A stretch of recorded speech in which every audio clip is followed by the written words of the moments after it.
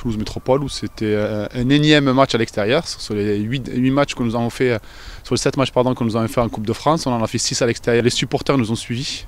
On a eu d'énormes sollicitations de la part de nos supporters sympathisants qui nous ont suivis et on s'est cru à domicile à Toulouse Métropole, donc c'était une très bonne chose.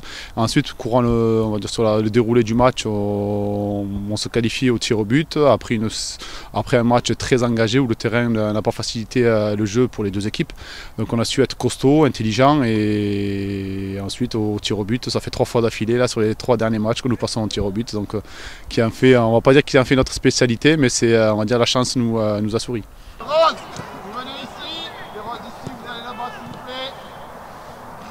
plaît. En étant coach, on espère le tirage le plus gros possible. En plus, on s'était déplacé au Parc des Princes avec le président, donc on a assisté en direct au tirage au sort. Donc on espérait l'équipe la plus haute possible, on espérait une Ligue 1 ou voire une Ligue 2 pour recevoir et avoir une belle fête. Mais malgré tout, ça sera quand même une belle fête en recevant cette équipe de La Roche.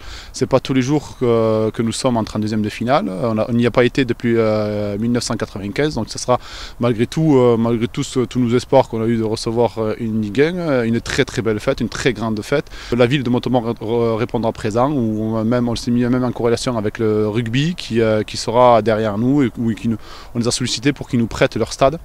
Donc voilà, ça sera une grande fête pour le Montemort Football Club et pour la ville et pour le département. Quel rendez-vous donnez-vous à tout le monde? Alors déjà, tout ce qui est autour du football, j'essaie de pas m'en occuper. Je sais que le club et la ville préparent une très très grande fête. Ça je le sais. Je sais qu'on a énormément de sollicitations du peuple tarn-et-garonnais. Donc on sait qu'il y aura énormément de monde, on sait qu'on sera soutenu. On sait que le 12e homme sur ce match-là sera très important pour nous.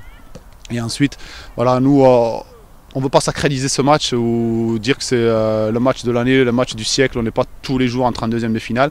On veut jouer ce match-là comme on joue d'habitude, mais avec une certaine droiture des consignes. Qu'est-ce que vous savez de vos adversaires?